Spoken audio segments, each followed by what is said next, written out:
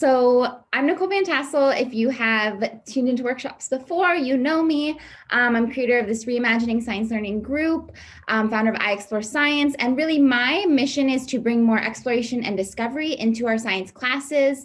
And it is really to help you create and I don't know if you can hear me, okay, there we go. To help you create a student-owned science class. So I really think that our students need to have more of a voice in our science class, that it is more intrinsically motivated because that makes our lives as teachers easier. As a random aside, I realize I'm wearing the same sweatshirt that I wore in the Facebook Live I did last week. So I do have other clothing, but apparently not other clothing that I wear on Sundays. So we're going to just go ahead and dive right in. If you're in the Zoom room here, if you registered with me and you're in the Zoom room, you can drop a note in the chat if you have any questions. If you can confirm that you can hear me, that would be awesome. If you're on Facebook and you want to confirm you can hear me, if you can, okay, I see a thumbs up, good to go, awesome. So again, feel free to drop questions in the chat as we go along. So what we are going to be talking about today is play. So a little bit different than maybe we have thought about play or like games and things like that in our classrooms in the past. So my goal here is to look at like purposeful, meaningful, really relevant play and how it's really built into us as humans as a tool for learning, and how we can kind of take that natural play and then bring it into our classroom so that, again, our students can learn better, so that they're more engaged.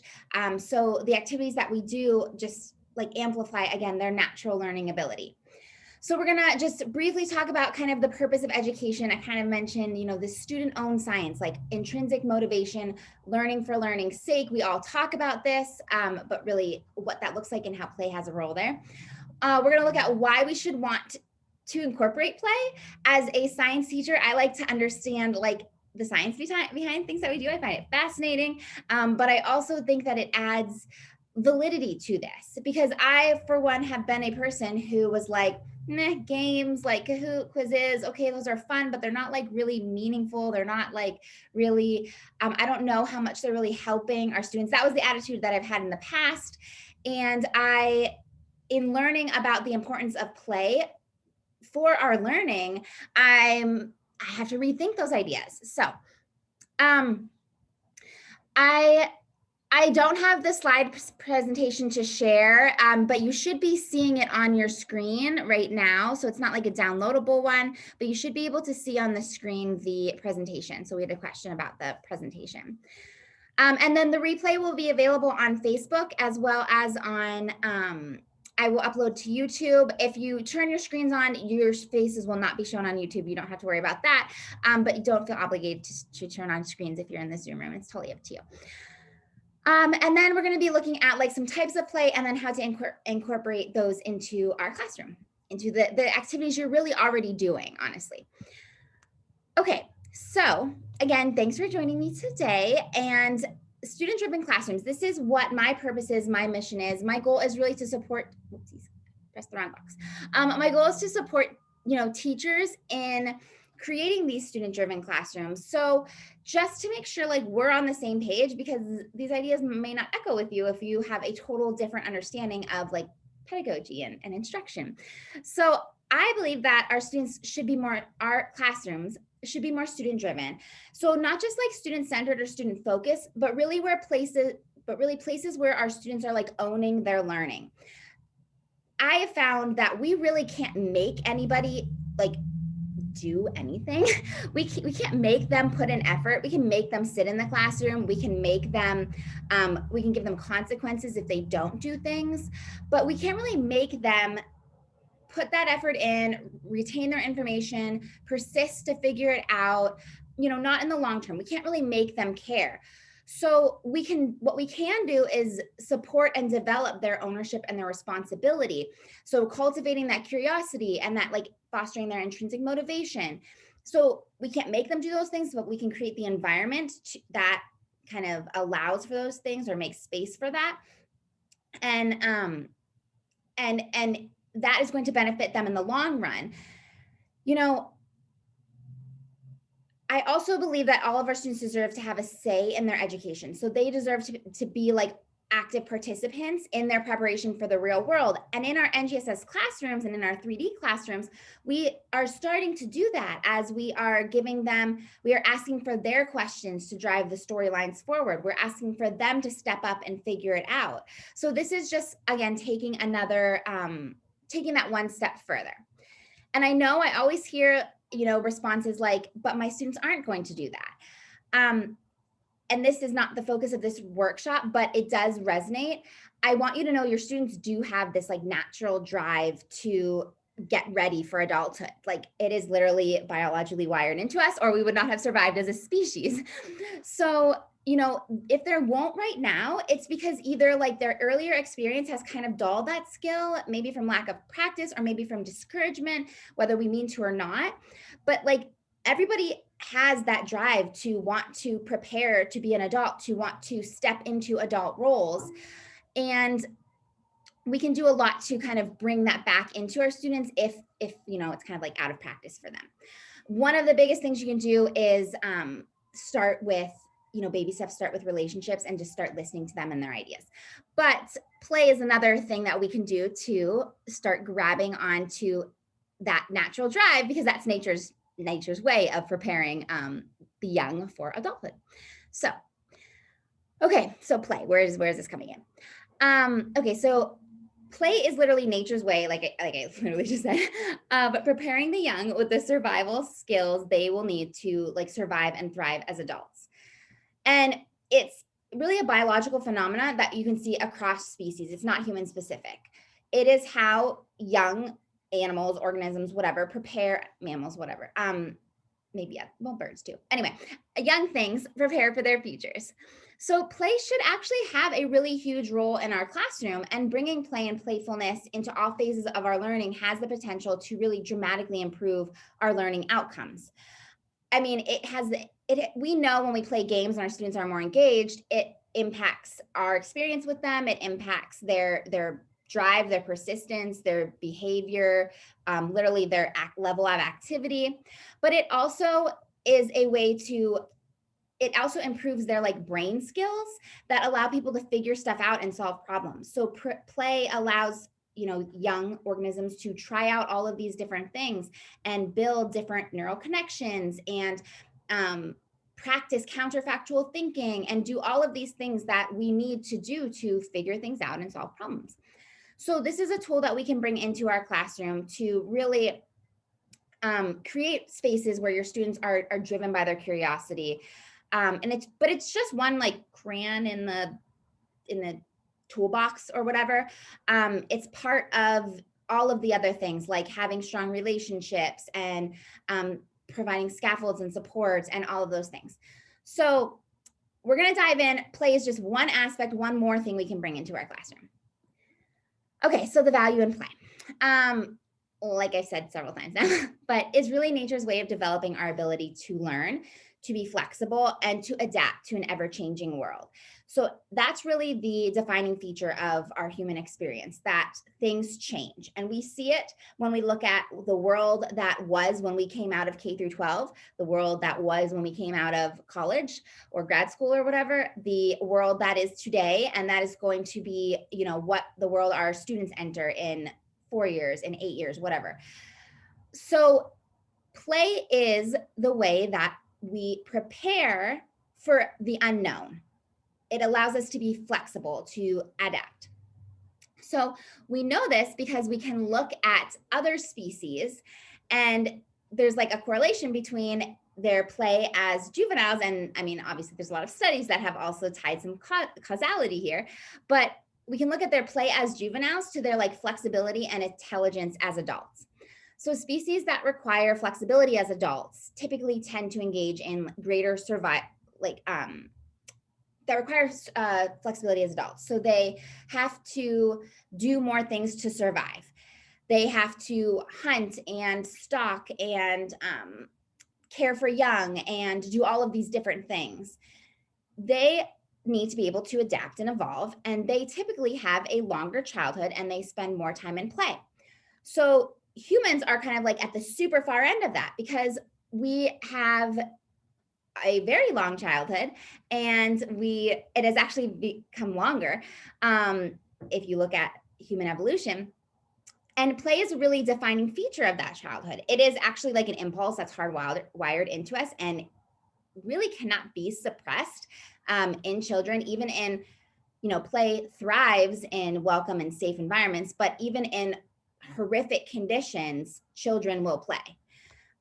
It's hardwired into them. It's literally nature's way of developing those skills. So researchers have found that the more flexible a species is as an adult, the more they engage in these play behaviors as children.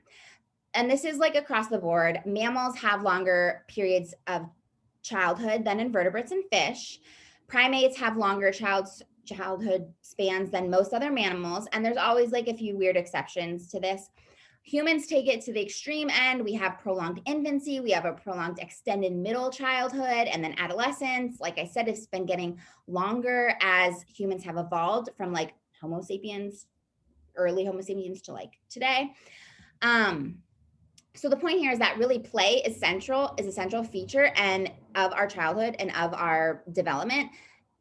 And if that's the case, like it's got to serve a purpose. Like evolutionarily, it must have benefit, right? So that is the benefit of preparation.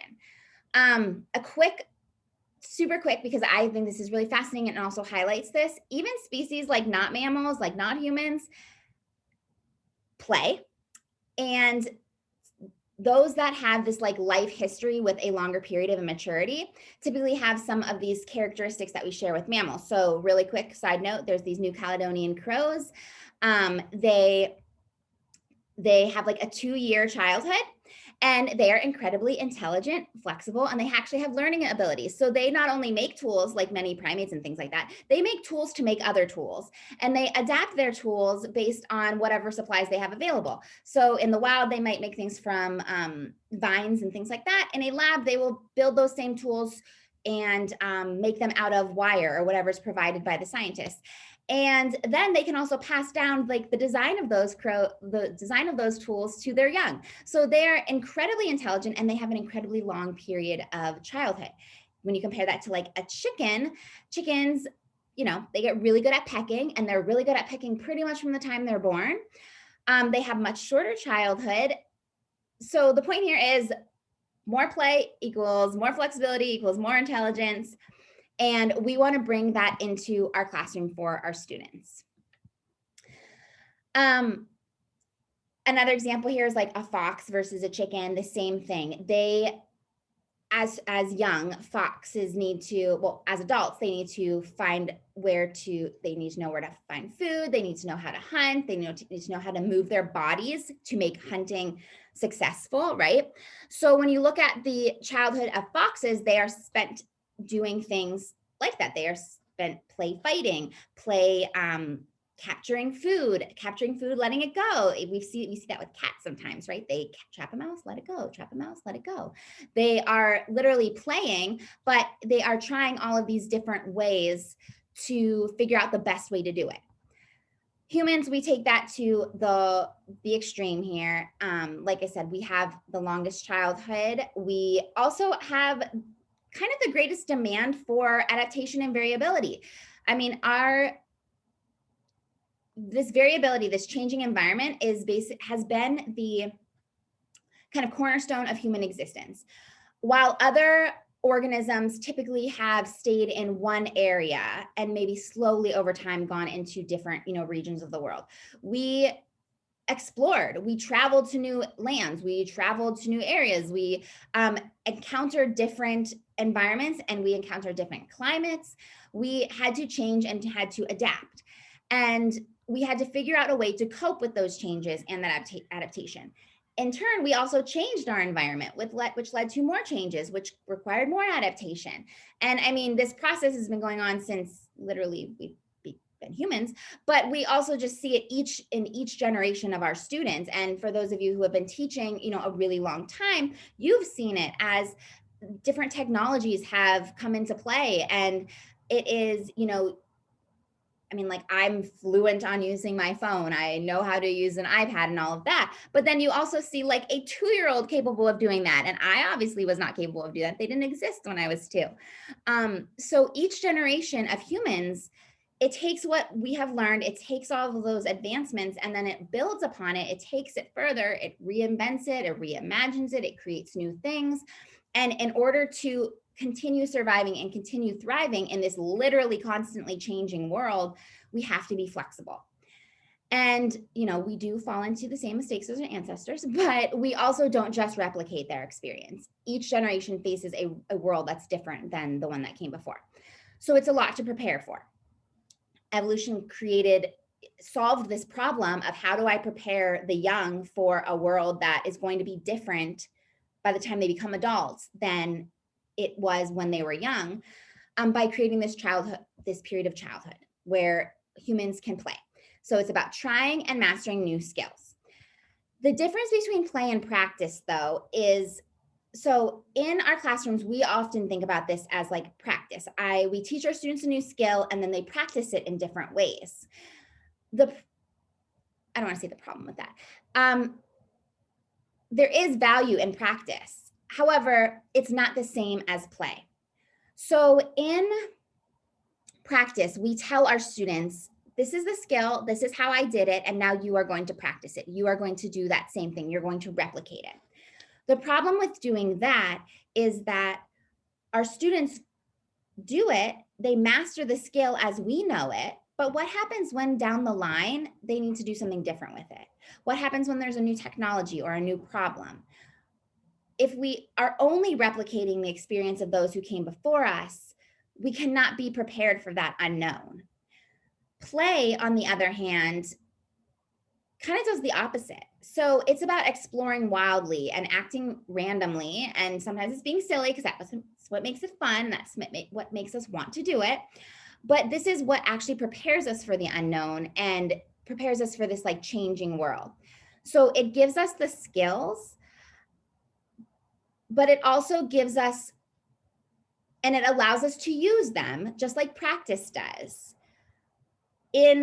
The difference here is that it allows us to use them in the ways they were intended, like practice, but also in new ways, so that we are prepared to use them in new ways when we need to as adults.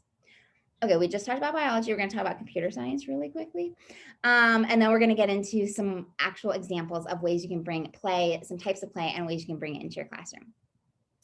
And I just really want you to understand the value of play, because if you're going to commit to bringing it into your classroom, you have to really buy into like, yes, this is worthwhile.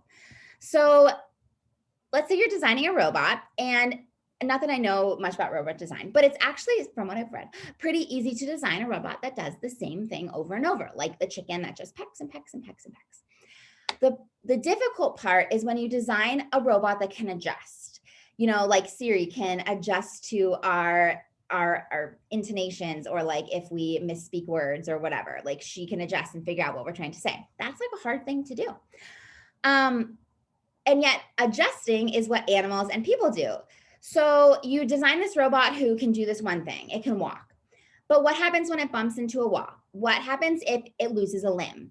A typical robot is not able to adjust. It totally collapses. It doesn't know what to do now that it's bumped into that, you know, a simple robot, bumped into that wall now that it's lost that limb.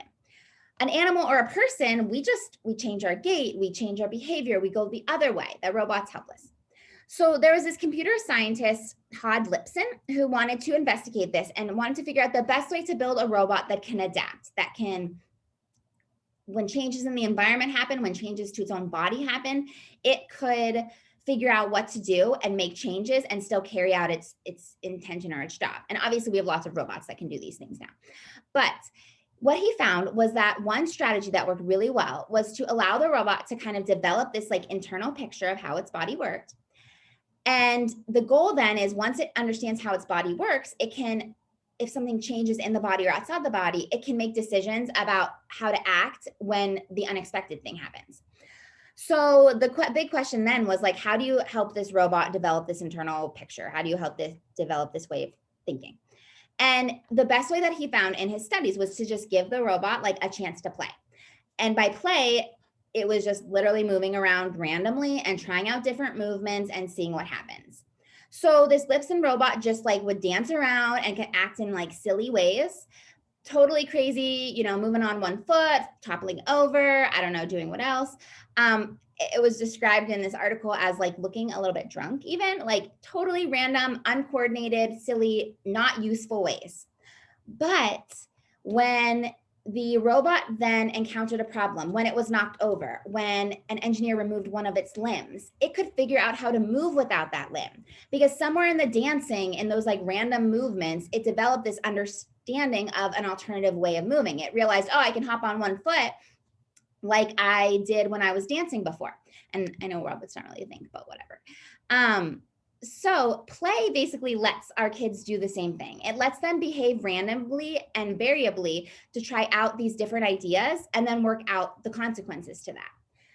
So there's different types of play that utilize and develop different skills, but they all serve the same function of like, what if, and then observing the consequences. And in that way, play allows the like young of whatever species to deal with the unexpected.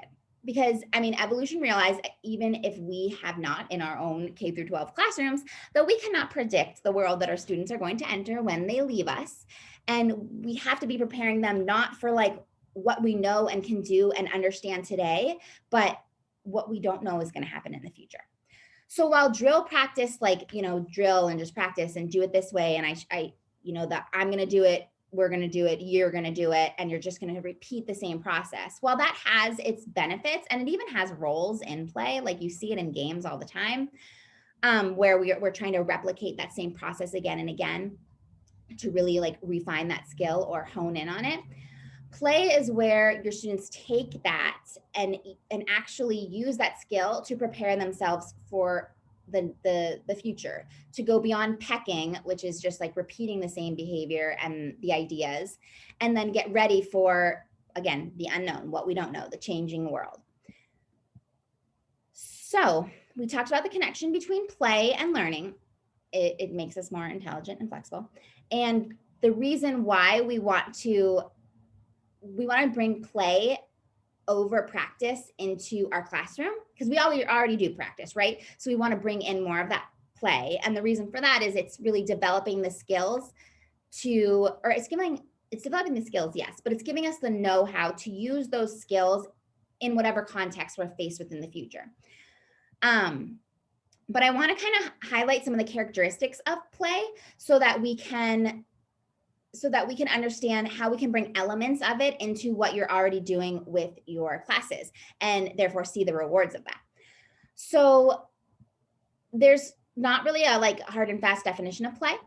One definition is engaging in activity for enjoyment and recreation rather than a serious or practical purpose. And I would say that's pretty accurate. Because the kind of defining features are like what we really focus on here. It's like there's a level of enjoyment, there's a level of fun to it, there's a level of choice to it. It's self-motivated, and there's a level of it is not real, right? It is not really a practical purpose. Young children play at sweeping the room, or they play at washing the table, but they don't necessarily do a great job. It's not really purposeful, right? It's not really always helpful as a parent, but they are practicing. And yeah, so it's disengaged from like an actual real purpose or consequence.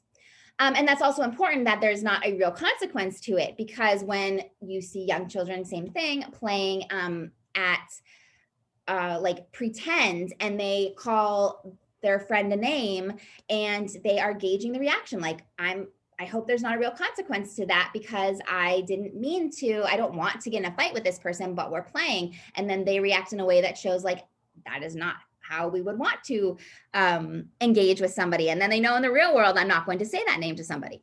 We can even see it in, honestly, even high school when we engage our students in things like we did the stock market when I was in high school, or the stock market game or whatever it was.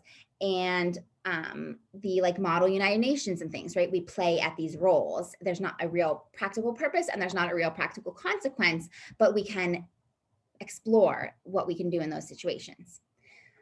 So I don't want to spend too much time here, but just a couple of the characteristics. Like I said, it relates to motivation. You know, two people can be climbing a rope and one person might be playing and one person might be like hanging on for their dear life because they're going to fall off a cliff.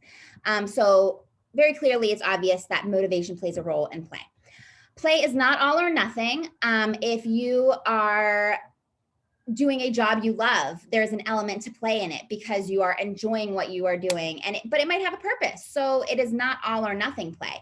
That said, there are some things that are like, I just want to do this for the fun of it. And there's literally no purpose for me painting these pictures of penguins. It's totally just play. So it can be all or nothing, but it doesn't have to be. And the kind of play that we're going to bring into our classroom is probably not all or nothing. We're going to be bringing in elements. We're going to be bringing in aspects of that play.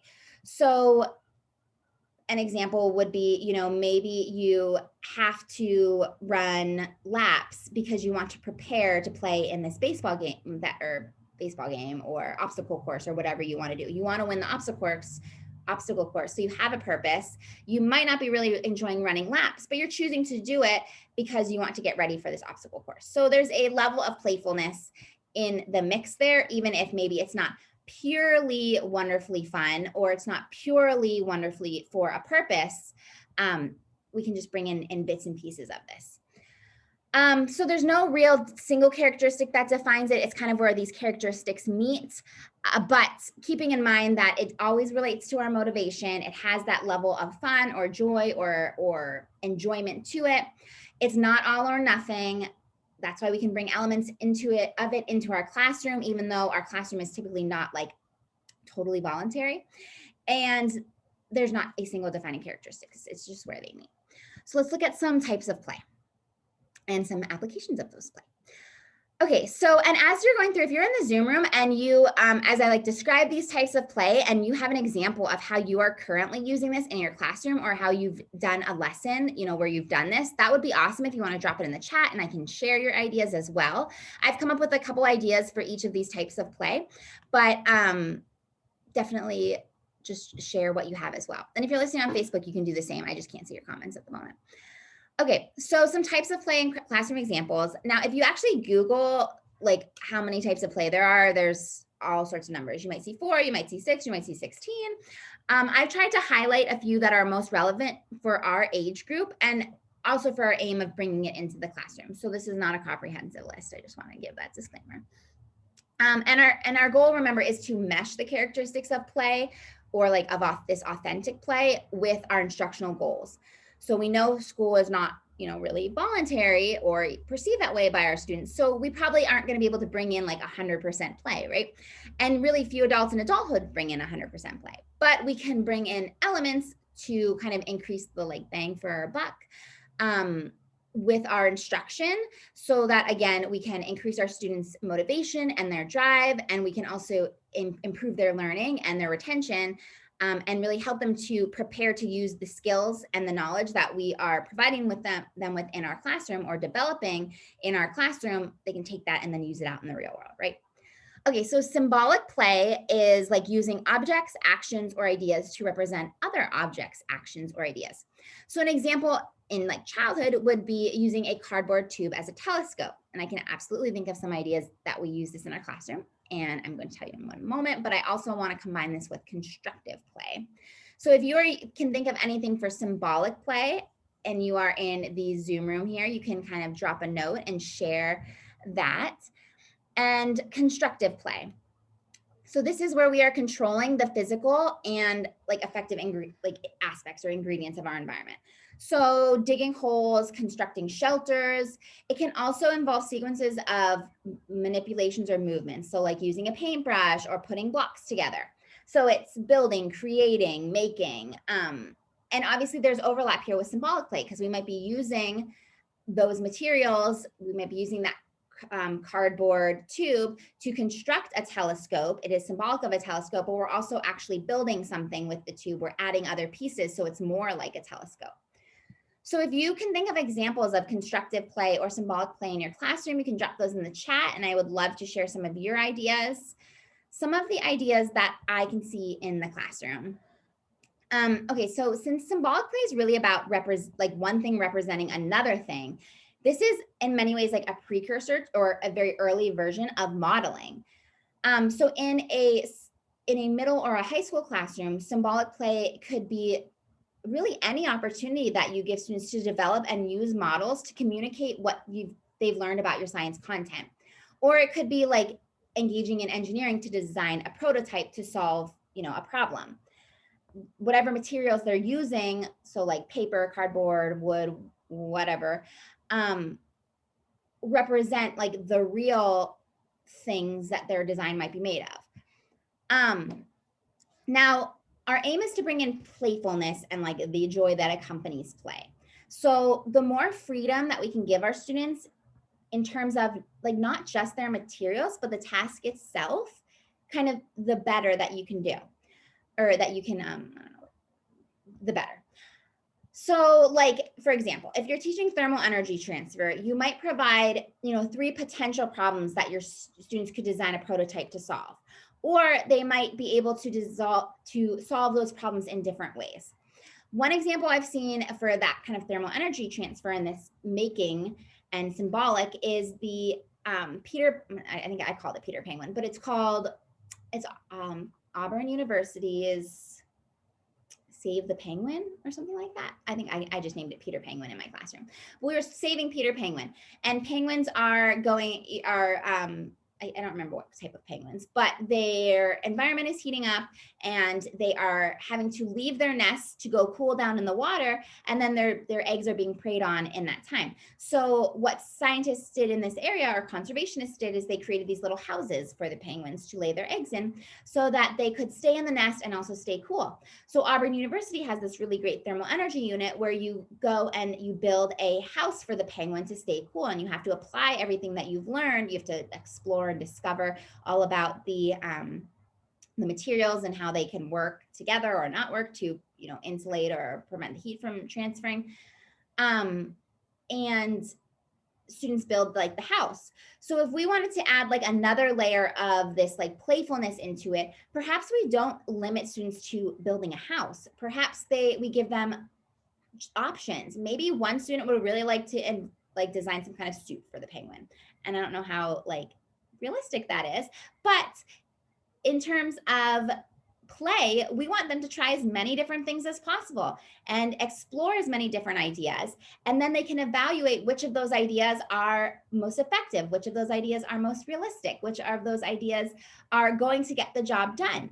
So perhaps it is opening that up so there's more freedom, and you can also kind of tune into greater interest there with students. Like maybe someone would rather design an outfit than design a house, but they're both going to serve the purpose of demonstrating and exploring thermal energy transfer or preventing it. And it's an aspect of bringing that symbolic play and that constructive play into your classroom.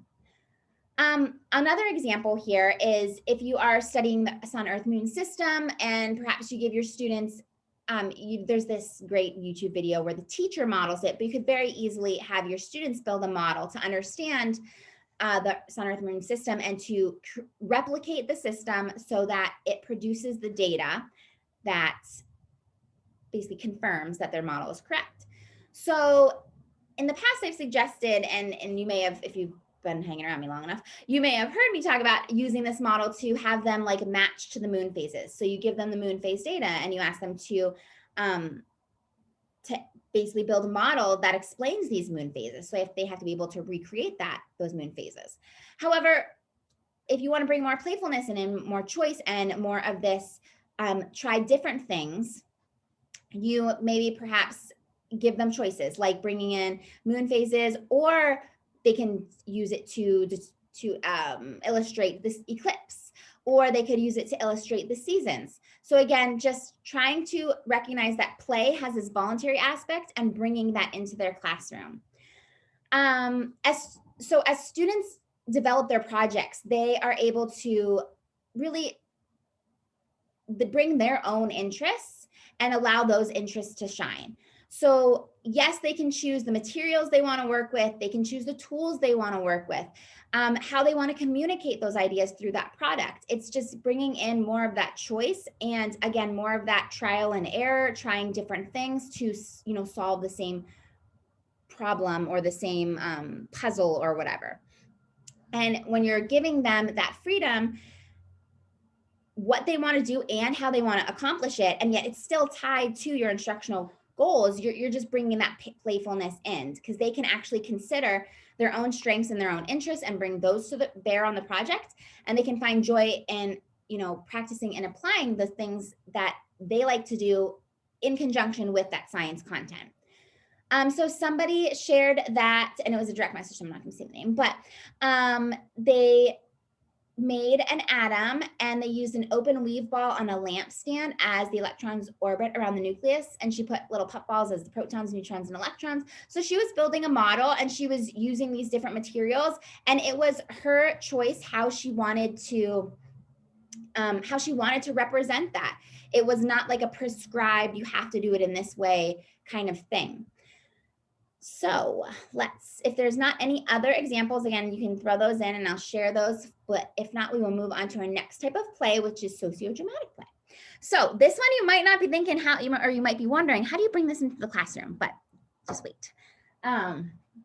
Okay, so sociodramatic play is when our kids act things out, right? They play house, they play going to stores, going to a restaurant. It could also be play where there's conventional rules. It could be play that was the next one, social play. Sociodramatic play, there could be no rules, like you're pretending you're a bee, you're not really a bee, or you're pretending you have wings, you're pretending you can fly, right? So this one might not seem like it has a place in our science class, but I thought this example was really fascinating. So apparently when Einstein was figuring out all this relativity stuff, he came to the discovery, and this is what was described. Physics is not my area of preference, let's say. So anyway, this was what was described to me. So he came to that discovery as he explored this idea of chasing light. He was pretending or imagining that he was chasing a beam of light, and he was just thinking what would happen if I reached it? So like I said, I'm not a physics person and I don't fully understand that, but we can use that same kind of imaginative spirit with our students.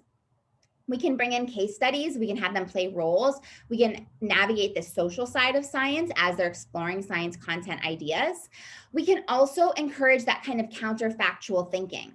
So as adults, we typically, when you look at the brains of young children, preschoolers, elementary, adolescents, and then adults, preschoolers are really good at counterfactual thinking. They are good at thinking of all of the possibilities, all the possible avenues, all the possibilities. That is one of the reasons why they don't focus. And the thing is not necessarily that they're not focusing. They're just not focusing on one thing. They are seeing everything and anything, and they are considering everything. So they have this very wide filter in their world. And as you get into elementary school, that filter starts to narrow, and you see, kids are able to focus on one thing for longer times. They get interests where they become really really into one thing at a time. Not everybody, but some people.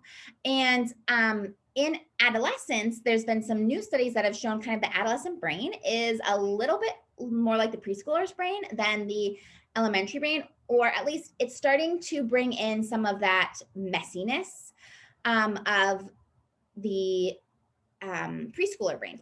And the idea there is this counterfactual thinking.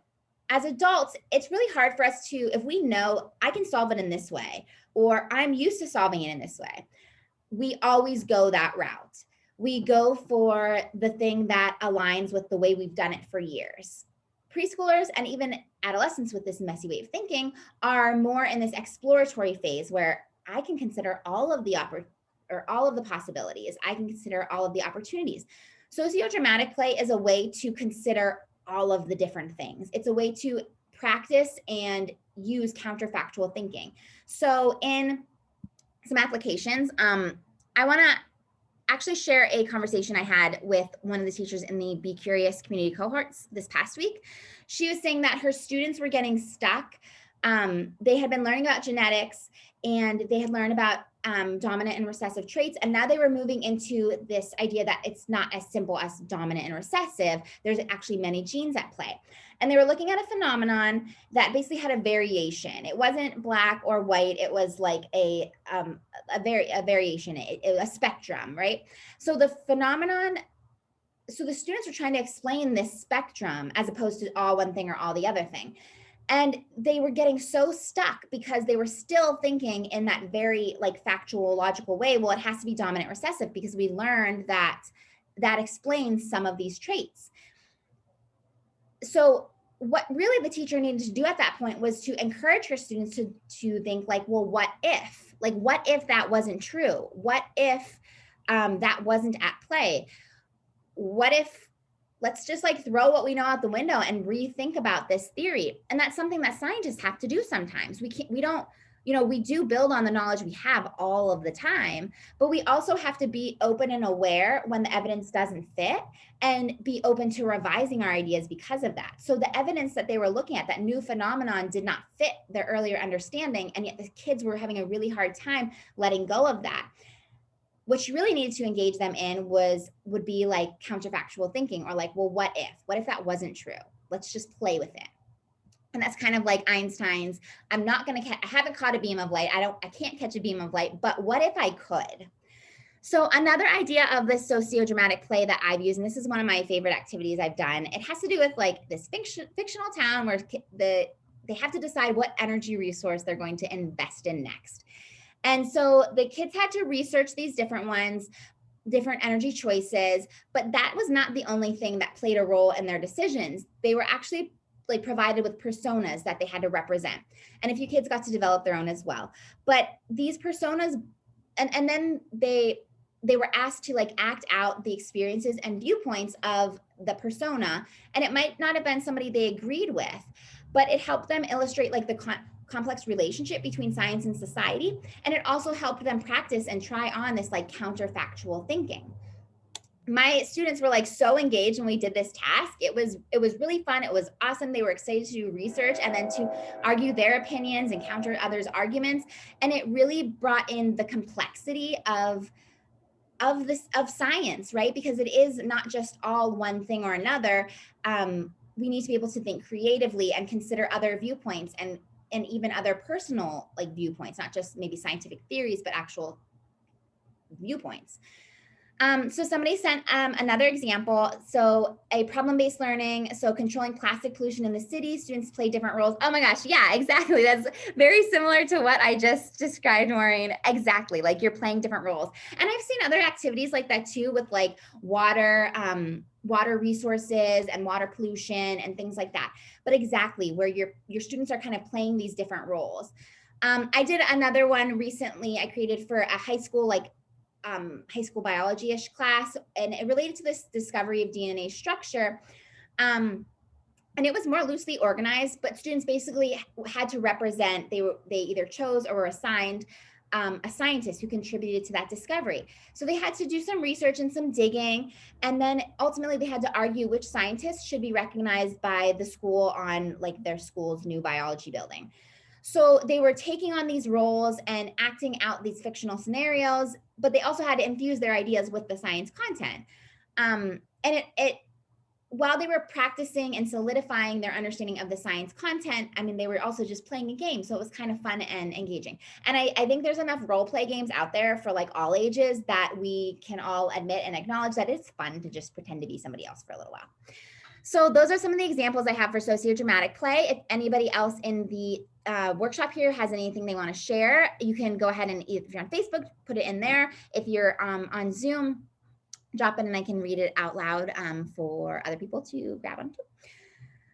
Okay, so social play. So this one it's similar to sociodramatic. However, there's this additional expectation that everyone is going to follow a set of rules. So there's for sure overlap, and that's why like defining these area types of play is a little fuzzy, and why you see there's 4 and then there's like 16, and how like symbolic play is sometimes like constructive play and like anything. But our goal here is that really there is a more strict set of rules. So like during a game, so this would be your quizzes or your Jeopardy or whatever. But it can also be during when you're like making something together or constructing something. So some examples that I found and have used could be really collaboratively designing an investigation. So figuring out like the rules that the lab that you are doing with your students and allowing them to figure out the rules using what they know and also what they can logic and reason about the experimental design. So it becomes less about like, I'm the teacher going to give you the rules, or you as a student are going to individually create these rules, that create this experiment, but rather, hey, as a class, we're going to design this experiment and we're going to have to figure out what are the rules of this investigation. You're all going to do it yourselves, but we have to follow the same rules. So, I mean, we typically like view this kind of work as work, right? As designing a lab or an experiment is an assignment, it's work. But what if we just tried to rethink it and look at it through this like social play lens and think about just how it changes our delivery, and maybe even can make it more enjoyable for our students while also practicing the exact same skills that we're aiming for, like great experimental design. And sometimes when we rethink the assignment, when we have it in our head and we're thinking about it in a different way, that comes out differently for our students. It comes out more like, this is a really fun activity and this is a really fun thing we get to debate about and figure out what the rules of this experiment are. It comes out differently in our messaging, I guess, like messaging, and our students can pick up on that and they can kind of embrace that it's a little bit more fun maybe, or that it's open to interpretation. Like, yes, we all have to agree on these rules, but it's not just the teacher who has this rule, this set in mind. This is something that as a class, I can have input on. And if I can argue my point well enough and persuade my classmates, I can help set the rule. Also, obviously this like applies to any kind of problem solving or engineering task as well. I also think this could play a role in something like using card sorts. So I like card sorts to help students discover concepts that relate to like categorization or even patterns, interactions in ecosystems or what different animals eat and, like decomposers and producers and consumers and all that. So you could have students really employ this same like social play skill of creating rules when they're doing a card sort. So what are the rules that you're going to create to sort up your cards? Which examples fall within those rules? Which examples don't fall within those rules? Let's argue about it. Let's talk about it. And again, you're bringing in that argumentation skill as well, but it's just, instead of a command, hey, sort these cards, it's a bit more of a game and a bit more playfulness. Let's like create some rules and let's figure it out together. Somebody shared, okay, so this was, I asked my students to share with me any project, picture, video of something they observe at home or in the natural world. So they've gotten a ton of videos of Lego and wood construction, science experiments, bridges, pictures of animals in the wild. They're called Science Makers of the Week. Oh, that is awesome. And one of the sixth graders was actually featured in a local newspaper for finger windsurfing. I will post this in the Facebook thing as the link. They posted the link to the story. And I'll post that in the Facebook group when we're done here. So that's awesome. That is like a perfect, students are literally playing at science. They are playing building Legos or playing going to look for animals, playing that like exploratory, playing building bridges. And that is when I would say that leads heavily on the play side, because you're kind of like, do whatever you want, just like take a picture or a project or take a picture or do a project or take a video or whatever of anything you choose that relates to science or relates to this idea. That's a really awesome way to bring play into the classroom, and also just connect with your students and get to know them and build relationships, which is another foundation of a student-owned science classroom. So I really love that idea. And if you're in the Facebook group, I will tag you too. Okay, so exploratory play, this is our last one that I have for you. So this is like what it sounds like. It allows, your students, your children, learners to try out new ideas and just use your imagination. So you can use lots of different items. It could be altering something or making something new. And it's typically preceded by using your senses. So touching something, smelling something, maybe tasting, but probably not in a science lab. To observe texture, to observe function. It's very like hands-on and tangible. Now, it's kind of not a stretch to say that essentially like exploratory play is exploration and discovery, right? It's even in engineering and solving problems. It's literally everything we do. And it ties into so many of the other aspects of play as well. So it was actually really hard when I was trying to think of examples for this, because there was not like a hard and fast, there was not this like hard and fast, well, this is exploratory play and this one is not exploratory play, because so much, all of the other plays involve, like I said, there's just overlap. So many of the other plays involve elements of exploration. And in our classrooms, in a student-owned science classroom, we do want to build our science instruction around exploration and exploratory play. So I kind of had a hard time thinking of examples for this, ironically, because it's like, well, it could be anything, right? It could be anything where we're bringing in exploration and we can do it in a way that is fun for students, lets them try out many different ideas and lets them fiddle with things and look for patterns themselves and test their ideas. I mean, so some examples, I mean, it could be diving into clues from like data and maps and text and like firsthand videos to understand like what caused a severe weather event. I've done that. I've given, here's a bunch of clues, you know, have at it. It's like those find a killer kits, but for a science severe weather event, like it's a mystery. It could be, you know, building that sun, earth, moon system that I talked about in constructive play. And you're allowing them to play with it and figure out, how do I set this up? Building with the like bridges. How can I build this bridge so it can hold this much weight? And they're going to be testing all of their different ideas and testing their different designs and trying out many different approaches to doing that. It can be like in life science. Yeah, so Maureen, I'm talking about exploratory play here. It could be testing, and like I said, exploratory play is or I don't know if that's what you're asking me. So it could be testing where plants grow best. So you're playing with different factors as you seek out an understanding of cause and effect. We typically view exploratory play, like we get nervous that my students are never going to get to the right answer if all they're doing is exploring. And that's an understandable like fear or an understandable concern. You know, can young people try out all of these different factors and figure it out in the long run? And the thing is, they can. Young people are really good at filtering through evidence, like probably even better than adults at like filtering through evidence. So while our students might not always design the most perfect experiment, or while they might not design the most perfect model that only tests one variable, they, especially through discussions and guidance from you in the aftermath, they can typically figure out like, oh, well, I did end up, it could be either of these things that caused the results I got. There's tons of experiments that are on like little children with fiddling with boxes and trying to figure out how things pop up or don't pop up, what makes them do that. And in those experiments, there's like clear connections between engagement, the fact that they want to keep fiddling with it because they don't know what happened. And like, obviously, the longer you fiddle with it, the more likely you are to come to that right answer, right?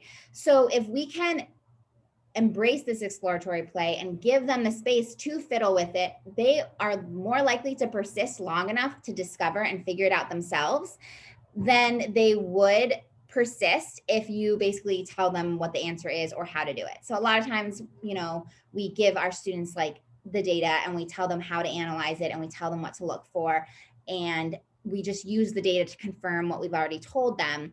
That not only decreases engagement, it decreases engagement. So then they don't want to do it. They rush through it. They forget about it when they're done and they move on. If we instead can give them the freedom to look for different connections and try different things and kind of make it messy and be okay with making it messy, we can actually kind of get them to work at it longer, and they're more likely to come to that discovery themselves. And then that discovery is more likely to stick. So there's just this value in this exploration and exploratory play. And I talk about exploration all the time. I know I'm a broken record when it comes to exploration and phenomena and discovery. But this is really where another aspect of like that playfulness that we can bring in. It's just about, when it's that enjoyment factor, but it's also about that I can just try anything factor. So the more we can bring in those two aspects of play, the better for our students learning, because that's what's going to prepare them for like the unknown of their future. So somebody asked me about, is this an example of exploratory play? So give all students or groups of students the exact same size piece of aluminum foil, and they had to design a boat to hold the most paper clips. So yeah, that is that definitely has an element of exploration and play in it. My question there would be, what are you trying to have them discover from it? So that is where I'm not 100% sure on like what your objective is, because it's not tied to like what do you want them, they're exploring it, what do you want them to walk away with? Do you want them to understand that like there's a certain shape of boat that's best? So like that's what I'm not 100% sure of. But like, let's say you were teaching one of the lower elementary standards has to do with materials and choosing the right material for your design or for your task. So let's say you gave all the students a buffet of materials to choose from, and they had to design a boat to hold the most paper clips. And your goal is that they are going to explore and discover which material is the best, to keep out water, so to be water resistant. Then in that sense, that would absolutely be an example of exploration and exploratory play, because it's also, it's getting them to, in the classroom, it's getting them to like a specific idea that you want them to walk away with. So your example is exploratory because you're not telling them how to design it. You're just giving them the problem and the task. I would say you could probably even like, why not give them greater freedom with the materials, unless there's something you really want them to see, like about the shape of the boat, like maybe that's your objective and I could just be missing that, in which case, yes, you're trying to you're trying to have them discover through this exploratory play, like this shape of the boat works the best. So in that sense, then yes, I hope that was clear and not super rambly. Sometimes I get rambly. So that is exploratory play. I mean, it's really what science is about. Science is exploration. So really just the more we can shift our mindset to think about the activities that we're doing in the classroom and think about how we can bring some of this like authentic play in, and it's not just like Jeopardy and quizzes and Kahoot and things like that. It's really like more about the spirit of play and how play is really about preparing for the unknown of the future, and about developing our flexibility and our ability to adapt, and that ability in our students. Then we can really bring in like play as nature intended it to be brought in. So that's all I have for you. Thank you so much for joining me today. If you have any, I'm going to sign off of Facebook here. If you guys in Zoom have any questions, I'm going to like stay on here in Zoom for just a second. We can answer your questions, but I hope you're walking away with at least like a greater appreciation for play. Like I said, I was not big on games and things like that prior to really learning about play as nature intended. It's like evolutionary process to help us prepare. So once I kind of learned about that, I realized, okay, this makes these things worthwhile, and this is how I can bring it into my classroom in a way that actually also helps my students learn, right? So I hope you got some good ideas. Please, I hope that we can stay connected. Please drop your questions. If you're on Facebook, you can drop them there. I will come back to those later. If you are still in Zoom, I'm gonna turn off Facebook in a second, and then we can answer your questions. And I thank so much for just like coming here and connecting, and I hope you'll just stay connected and keep an eye out for additional like workshops. And my goal is to do about one of these each month. So thanks so much for tuning in.